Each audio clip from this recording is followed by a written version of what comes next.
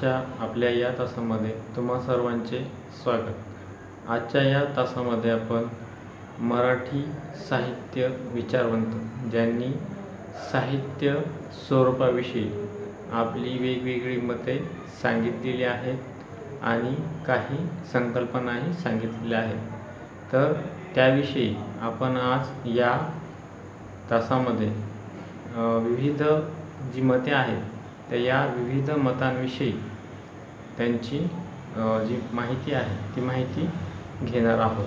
कारण त्यांनी फक्त संकल्पना न करता आपली वेगवेगळी मते सांगितलेली आहेत, साहित्याविषयी वेगवेगळी चर्चा केलेली आहेत, विचार प्रकट केले आहेत.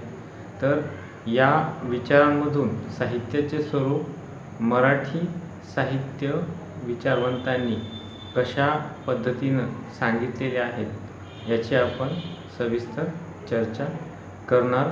साहित्याचे स्वरूप जेव्हा आपण पाहतो तर या साहित्याच्या स्वरूपामध्ये आपण सुरुवातीला इंग्रजी, त्यानंतर भारतीय विचारवंतांची काय केले आहे तर माहिती पाहिलेली आहे.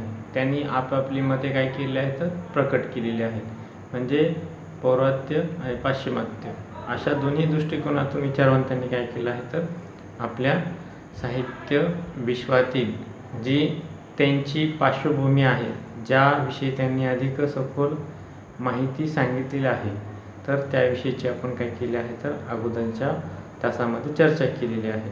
परंतु यापुढेही जी की पौर्वात्य आणि पाश्चिमात्य यांच्यापेक्षा वेगळी जी की मराठी साहित्यिकांनी साहित्याविषयी जी मतं प्रकट केलेली आहेत त्या मतांची आपण या तासामध्ये चर्चा करणार आहोत. त्यामधलं जे पहिलं मत आहे की त्यांनी असं म्हटलेलं आहे की साहित्याचे जे स्वरूप आहे किंवा साहित्य कशाला म्हणायचं याविषयी जी प्रत्येक साहित्यिकांची जी मतं आहेत किंवा संकल्पना आहेत यावरून त्यांना असं प्रतीत झालेलं आहे की साहित्याची सर्वसमावेशक अशी एक व्याख्या होऊ शकत नाही. म्हणजे त्यांनी इथे काय सांगितलं आहे तर या साहित्याचे स्वरूप असं म्हटलं आपण तर प्रत्येकाने काय केलं आहे तर वेगवेगळ्या बाजूने साहित्याचे स्वरूप आपणास सांगण्यास मदत केलेली आहे. ते स्वरूप त्यांनी वेगवेगळ्या पद्धतीने वेगवेगळ्या मतांच्या साह्यानं वेगवेगळ्या गोष्टींच्या साह्यानं त्यांनी काय केलेलं आहे तर सांगण्याचा प्रयत्न केला आहे. म्हणजे आज आपण जी साहित्य म्हणजे काय या गोष्टीवरती चर्चा करणार आहोत. तर या साहित्य म्हणजे काय या गोष्टीवरती असं एक ठाम मत नाही आहे. प्रत्येक जे साहित्यिक आहे तर त्यांनी असं एक ठाम मत न सांगता विविध गोष्टींना अनुसरून काय केलं आहे तर आपल्या साहित्य समीक्षेचं किंवा साहित्य समीक्षाशास्त्राचं काय केलं आहे तर वेगवेगळ्या मताच्या दृष्टिकोनातून साहित्याचं स्वरूप काय केलं आहे तर प्रकट केलं आहे. म्हणजे साहित्याचं स्वरूप असं असायला पाहिजे, एकच असं ठाम मत त्यांचं नाही आहे. तर ते काय आहे तर त्यांचं वेगवेगळं मत आहे. म्हणजे वेगवेगळ्या गोष्टींना अनुसरून त्यांनी काय केलं आहे तर साहित्याचं स्वरूप प्रकट केलं आहे. त्यानंतर असंही मराठी साहित्यिकाने म्हटलेलं आहे की जेवढं मराठी साहित्यामधलं जे साहित्य आहे किंवा जे साहित्य विविध पुस्तकांच्या दुकानामध्ये मिळतं तर ते सगळंच साहित्य असं मराठी साहित्य म्हणून गृहीत धरता येत नाही. कारण त्याचं स्वरूप, त्याचं कार्य, त्याची उपयोगिता ही वेगवेगळी असल्यामुळे सगळंच साहित्य आपल्याला साहित्य म्हणून गृहीत धरता येत नाही. कारण आपण पाहिलं की वेगवेगळ्या बुक स्टॉलवरती, पुस्तकाच्या दुकानावरती वेगवेगळी पुस्तकं असतात. काही स्पर्धा परीक्षेची असतात तर काही मराठी साहित्याची असतात, काही वेगवेगळ्या विषयांची असतात, काही विज्ञानाची असतात. म्हणजे अशी वेगवेगळी पुस्तके आपण काय करतो बुक स्टॉलवरती पाहत असतो. मग या सगळ्यांनाच काय म्हणायचं तर मराठी साहित्य म्हणायचं का नाही. तर या व्याख्येमधून किंवा या विचारामधून त्यांनी असं सांगितलेलं आहे की प्रत्येक साहित्याला किंवा प्रत्येक पुस्तकाला साहित्य म्हणायचं नाही. तर ज्यामध्ये लालित्य आहे, ज्यामध्ये सौंदर्य आहे, ज्यामुळे मानवी मनाला आनंद होतो, कारण तिथे प्रतिभा आणि भावना या दोन दृष्टिकोनाने काय केलं असतं तिथे प्राधान्य दिलेलं असतं. म्हणजे अशा गोष्टींच्या साह्यानं साहित्य हे काय होत असतं तर निर्मिलं जात असतं. म्हणजे त्याचं स्वरूप, त्याचं उपयोगिता या दृष्टिकोनातून त्यांनी विचार केला आहे. तसं त्याचं जे कार्य आहे त्या कार्यामध्ये त्याला किती महत्त्व आहे, त्या साहित्याला किती महत्त्व आहे. कारण ललित साहित्यामध्ये कथा, कादंबरी, नाटक, कविता इत्यादी वेगवेगळ्या दृष्टिकोनातून काय आहे तर साहित्य आहे. म्हणजे फक्त कविताच नाही त्याच्यामध्ये, तर कथाही आहेत, कादंबरी पण आहेत, नाटक पण आहेत आणि इतर ललित जे वाङ्मय आहे तर ते पण आहे. त्याला प्रवास वर्णन असेल किंवा आत्मकथन, आत्मचरित्र असे वेगवेगळे त्याच्यामध्ये घटक आहेत. म्हणजे याच दृष्टिकोनातून आपल्याला जे साहित्य आहे तर ते साहित्य कशा पद्धतीनं असायला पाहिजे. कारण साहित्य हे उपयोगितेच्या दृष्टिकोनातून येतं. कारण ललित साहित्य आणि अललित साहित्य असे त्याचे दोन प्रकार पण पडतात.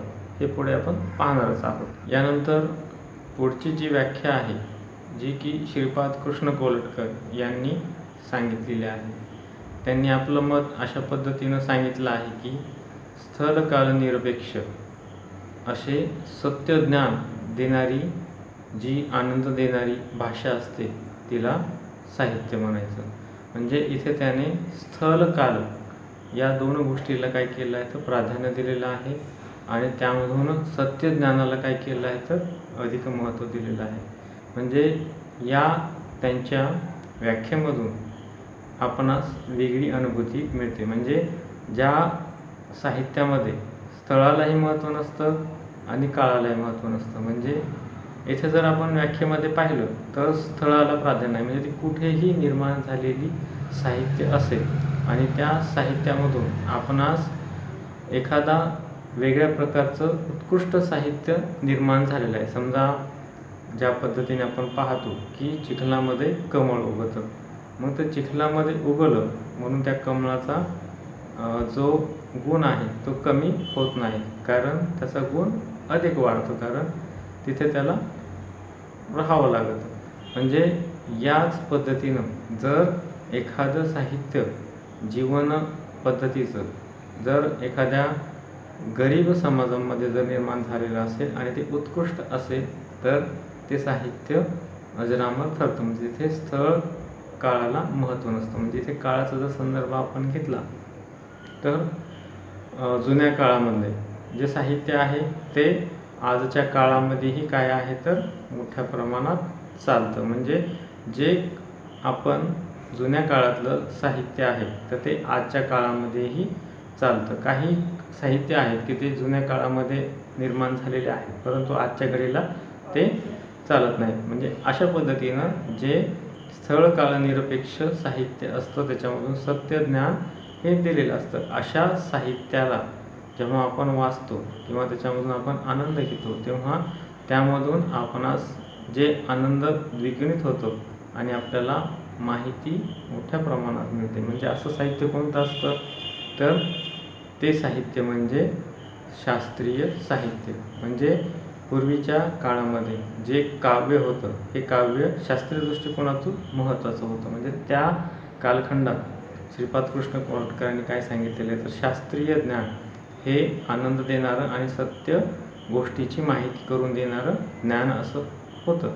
त्यामुळे त्या कालखंडामध्ये ते साहित्य कशा पद्धतीनं होतं तर काव्याच्या स्वरूपामध्ये. त्यामुळे त्या वेळचं जे काव्य होतं तर ते त्यांनी उत्कृष्ट साहित्य असं म्हणून सांगितलेलं आहे. म्हणजे ते स्थल कालनिरपेक्ष आजच्याही घडीला ते उत्तमच माहिती देत असतं. आपण आता काही संदर्भ पाहतो जसं की भरत मुनींचं नाट्यशास्त्र आहे तर हे जे साहित्य आहे तर त्याचा आपण आजही काय करतो तर वेगवेगळ्या दृष्टिकोनातून आधार घेतो. म्हणजे हे साहित्य आजच्या घडीलाही स्थळ कालनिरपेक्ष हे उत्तम पद्धतीनं चालत आलेलं आहे. हे इथे या व्याख्येवरून आपल्याला सांगतात. त्यानंतर पुढच्या विचारामध्ये असं सांगण्यात आलेलं आहे की जे दीर्घकाळ टिकते तेच वाङ्मय होय. आता या विचारामध्ये असं सांगण्यात आलेलं आहे की जे वाङ्मय दीर्घकाळ टिकते त्यालाच काय म्हणायचं तर साहित्य. म्हणजे जे काळ अधिक काळापर्यंत जे साहित्य काय होतं तर टिकतं आणि ज्याचा मानवी मनावरती अधिक प्रभाव असतो, ज्याला की लोक प्रमाण मानतात. म्हणजे असं साहित्य हे कसं असतं तर अजरामर असतं. म्हणजे या साहित्यामधूनच मानवाला काय होते तर दीर्घकाळ माहिती पुरवते आणि त्यांना त्या साहित्यामधून स्थल काल निरपेक्ष माहिती मिळत असते. म्हणजे ते प्रत्येक काळामध्ये, समजा पूर्वीच्या काळामध्ये जरी साहित्य निर्माण झालेलं असलं तरी आजच्या पिढीलाही, म्हणजे आजच्या पिढीमध्येही ते साहित्य मोठ्या प्रमाणात वाचक वर्ग हा वाचतो. म्हणजे तरुण जे मंडळी आहे ती मंडळी पण त्या साहित्याला वाचन करते. अशा पद्धतीचं जे साहित्य असतं, तर या साहित्याचं इथे काय केलं आहे तर महत्त्व सांगितलेलं आहे. म्हणजे दीर्घकाळ जे साहित्य लोकांच्या मनावरती प्रभाव पाडतं, तर अशा दीर्घकाळ टिकणाऱ्या साहित्यामधूनच आपणास काय होते तर माहिती अधिक मिळत असते. आता इथे संत ज्ञानेश्वर असतील, संत तुकाराम असतील, संत नामदेव असतील, यांचं साहित्य कसं आहे तर हे दीर्घकाळ टिकलेलं आहे. नंतर कल्पनाधिष्ठित आणि प्रतिभाविलास अशा दृष्टिकोनातील असलेल्या साहित्य असे म्हणावे, असे येथे सांगितलेलं आहे. म्हणजे कल्पनाधिष्ठित आणि प्रतिभा विलास, म्हणजे इथे कल्पना आणि प्रतिभा अशा दोन दृष्टिकोनातून विचार प्रकट केले आहे. कारण साहित्यामध्ये जेव्हा आपण ललित साहित्याचा विचार करतो तेव्हा आपल्याला कल्पना आणि प्रतिभा या दोन गोष्टींचा विचार करावा लागतो. हे आपण अगोदरच्या तासामध्येही पाहिलेलं आहे, त्याच्याविषयी आपण विविध पद्धतीने चर्चा केलेली आहे. तरीही मी थोडक्यात येथे सांगते. कारण कल्पना ही वेगवेगळ्या साहित्यिकाकडे वेगवेगळ्या पद्धतीची असते. म्हणजे एखादा साहित्यिक हा कविता करू शकतो, परंतु तो नाटक किंवा कथेमध्ये लिखाण करू शकत नाही. म्हणजे त्या पद्धतीचं तो काव्यामध्ये सरस असतो, परंतु नाटक आणि कथेमध्ये तेवढा सरस असू शकत नाही. एखाद्या लेखकाच्या बाबतीत ते दुर्मिळ असू शकते. कारण एखादा लेखक कसा असतो तर कथेमध्येही प्रभावशील असतो, कवितेमध्येही प्रभावशील असतो, नाटकामध्ये तो प्रभावशील असतो.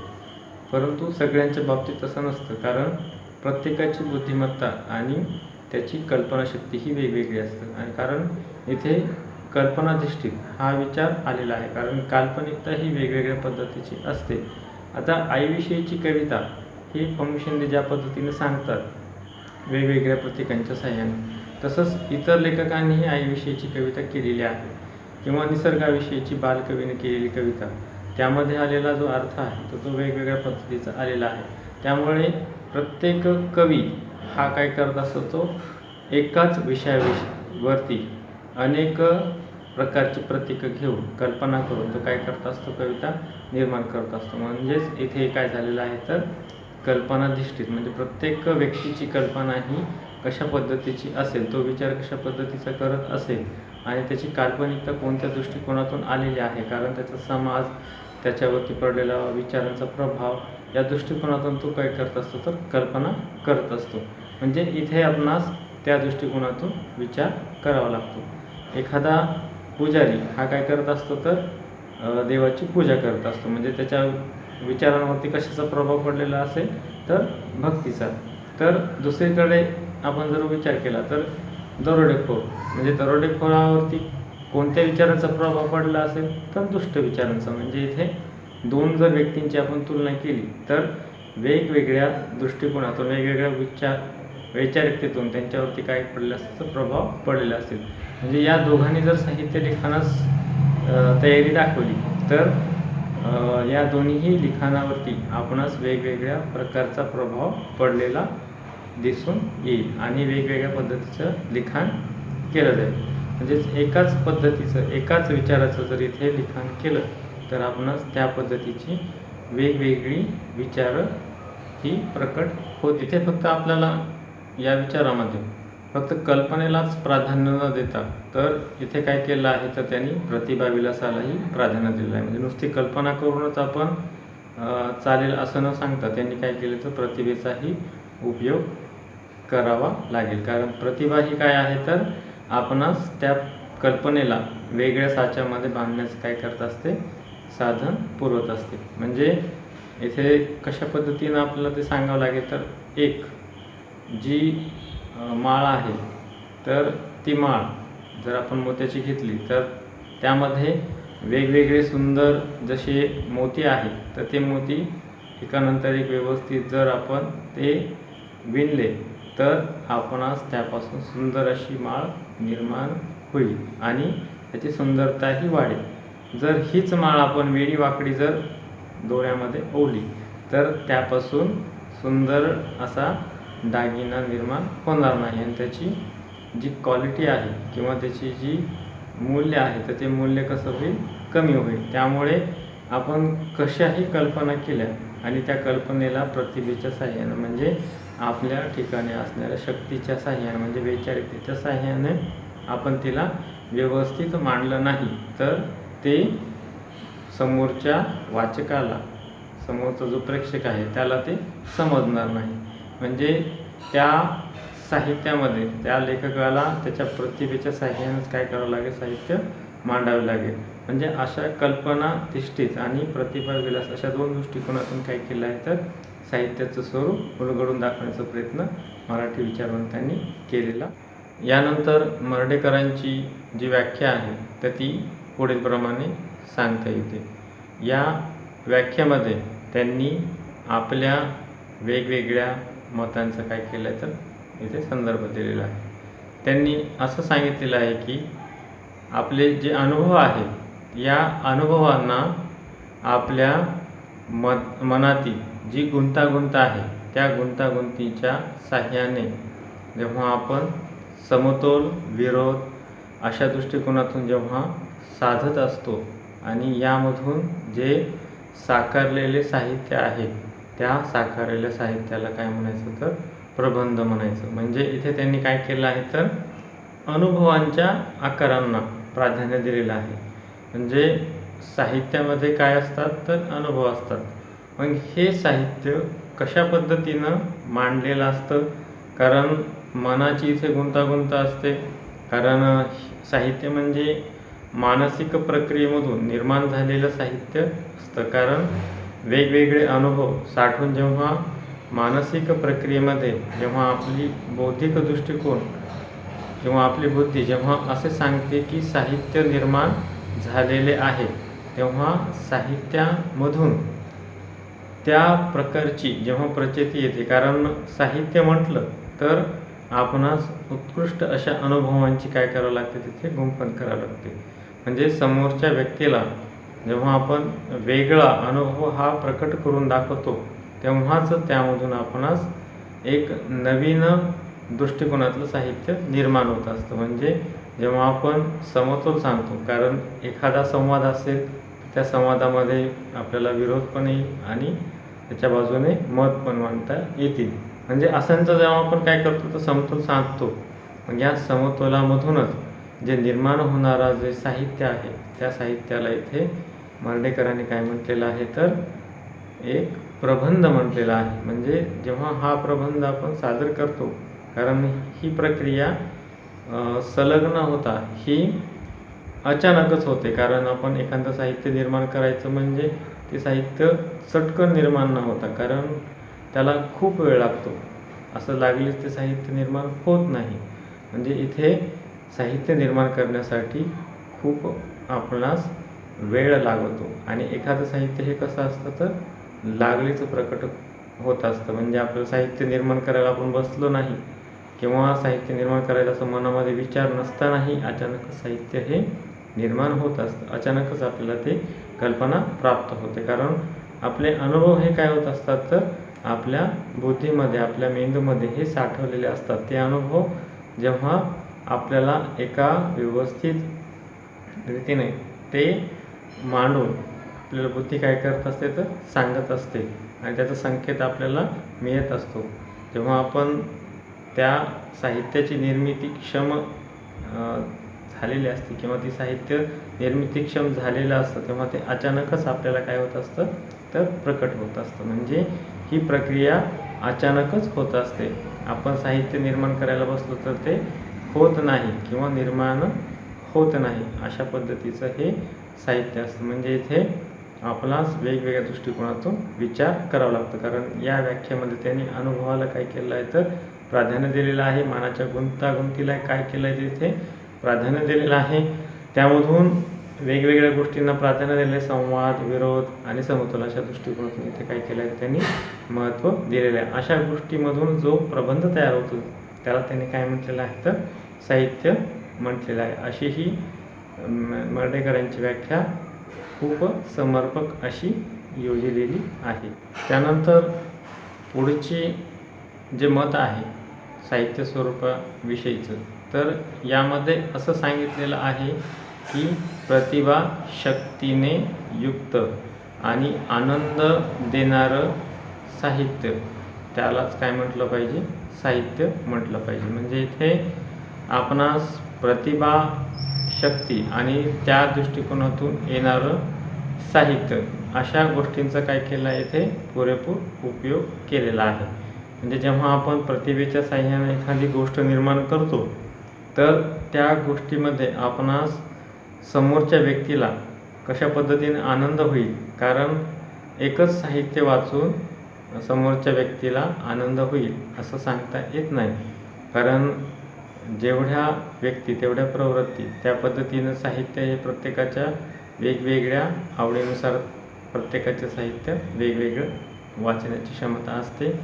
ते त्या पद्धतीचा प्रेक्षक हा निर्माण होत असतो.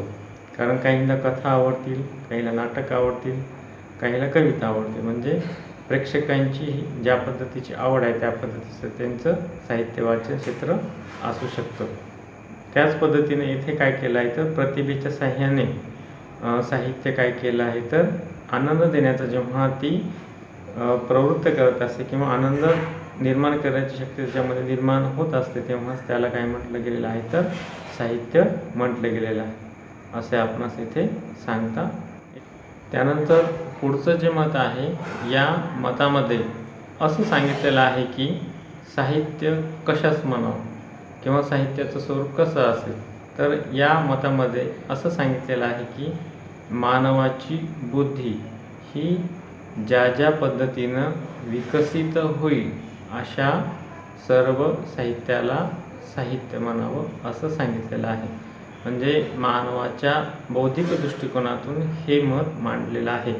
कारण साहित्यामध्ये आपण पाहतो की वेगवेगळ्या गोष्टींची माहिती असते. कारण शास्त्राच्या दृष्टिकोनातून जर पाहिलं तर तिथे आपणास मोठ्या प्रमाणात अधिक प्रमाणात माहिती ही तंतोतंत आणि तत्व दृष्टिकोनातून महत्त्वाची असते. परंतु ललित साहित्यामध्ये कसं असतं तर तिथे भावनिक दृष्टिकोनातून काय केलं असतं तर माहिती कल्पनेच्या साहाय्याने मांडलेली असते. म्हणजे तिथे फक्त आनंद निर्मितीक्षम प्रक्रिया असते, परंतु त्याच्यामधून पण आपल्याला वेगवेगळा अर्थ हा मिळत असतो. अशा दृष्टिकोनातून हे साहित्य येथे रेखाटलेलं गेलेलं आहे. या विचारामधून आपणास मानवीय बुद्धीला प्रेरक असणाऱ्या ज्या गोष्टी आहेत त्या गोष्टींच्या साहाय्याने आपणास बुद्धिवंत होण्यासाठी किंवा माहिती मिळवण्यासाठी जे साहित्य असतं त्या सर्व साहित्यांना आपण इथे साहित्य म्हणतो असे इथे यानंतर प्रभाकर पाध्ये यांनी असं मत प्रकट केलं आहे की ललित खेरीज दुसरं काही लेखक लिहूच शकत नाही, त्यास साहित्य म्हणावे. म्हणजे इथे त्यांनी ललित साहित्याला काय केलं आहे तर प्राधान्य दिलेलं. म्हणजे ललित खेरीज लेखक दुसरं काहीच लिहू शकत नाही आणि त्याच साहित्यास ललित साहित्य असं म्हणावं. इथे त्यांनी असं मत प्रकट करून दिलेलं आहे. कारण ललित म्हणजे सुंदर साहित्य, ज्या साहित्यामधून मानवी मनास आनंद मिळतो आणि वेगवेगळ्या प्रकारची भावनिक दृष्टिकोनातून त्याच्यामध्ये माहिती मिळत असते. कारण काही साहित्यामध्ये शोकपूर्ण वातावरण असतं, काहीमध्ये आनंददायक वातावरण असतं. म्हणजे प्रत्येक प्रेक्षकाला वेगवेगळ्या दृष्टिकोनातून आपणास साहित्य हे वाचावयास उपयुक्त ठरत असतं. म्हणजे जसा लेखक तशी त्याची प्रवृत्ती असते आणि जसा प्रेक्षक आहे तशी त्याची वाचनाची वेगवेगळी क्षमता असते. त्याला वेगवेगळ्या प्रकारचं साहित्य हे वाचावयास आवडत असतं. म्हणजे इथे त्यांनी काय केलं आहे तर ललित साहित्याला अधिक प्राधान्य दिलेलं आहे. त्यांनी ठामपणे सांगितलेलं आहे की ललित खेरीचं दुसरं साहित्य असूच शकत नाही, तेव्हा त्यांनी ललित साहित्याला अधिक प्राधान्य दिलेलं आहे. वाङ्मयाच्या क्षेत्रामध्ये कथा, कादंबरी, नाटक, कविता यांना साहित्य म्हटलं जातं, असं हे मराठी विचारवंतांचं मत आहे.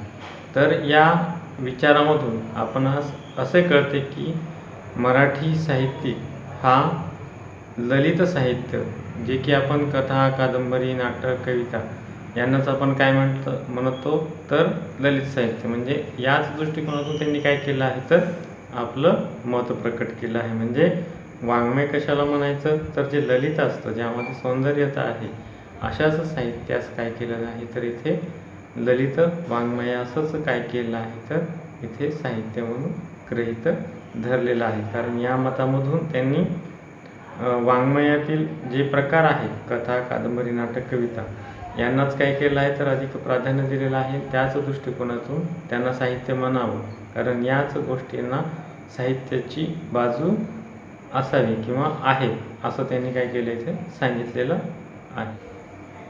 त्यानंतर पुढचं जे मत आहे तर या मतामध्ये असं सांगितलेलं आहे की वाङ्मयाचा जो शब्दशः अर्थ आहे तो म्हणजे जे जे वाणीत आहे ते साहित्य होय. म्हणजे इथे मानवाच्या जे मुखोद्गत आहे, म्हणजे जे पाठांतर आहे किंवा मानवाच्या मनामध्ये जे आहे, कारण मानव जे जे बोलतो, जे जे योग्य बोलतो तर त्यास साहित्य म्हणावे असं इथे या व्याख्येमध्ये सांगितलेलं आहे, या मतामध्ये सांगितलेलं आहे. कारण या मतामध्ये अधिक प्रमाणात त्यांनी काय केलेलं आहे तर वाणीला प्राधान्य दिलेलं आहे. म्हणजे वाङ्मय कशाला म्हणायचं, कारण आजच्या घडीला आपण पाहतोय की सगळं लिखाण जे साहित्य आहे ते हे लिखित स्वरूपामध्ये होतं, परंतु पूर्वीच्या काळी कसं होतं तर जे साहित्य आहे तर हे अलिखित होतं. म्हणजे आजच्या घडीपर्यंत जे आपणास साहित्य मिळालेलं आहे किंवा जे पोहोचलेलं आहे तर हे साहित्य मुखोद्गत म्हणजे पाठांतराच्या बळावरती आपल्यापर्यंत पोहोचलेलं आहे. कारण आपण लोकसाहित्याची पार्श्वभूमी पाहिली तर लोकसाहित्यामध्ये सगळं साहित्य हे पाठांतराच्या बळावरच आज आपल्यापर्यंत पोहोचलेलं आहे. ह्याच्यामध्ये वेगवेगळे बदल झालेले आहेत, शब्दशः बदल झालेले आहेत. काही शब्द हे एका पिढीतून पुढच्या पिढीमध्ये जाताना बोलण्यामध्ये फरक, ऐकण्यामध्ये फरक, अशा दृष्टिकोनातून काय झालेलं आहे तर बदल झालेला आहे. म्हणजे इथे जे वाणीगत किंवा जे मुखोद्गत आहे तर अशा साहित्याला साहित्य म्हणावं असं इथे सांगितलेलं आहे.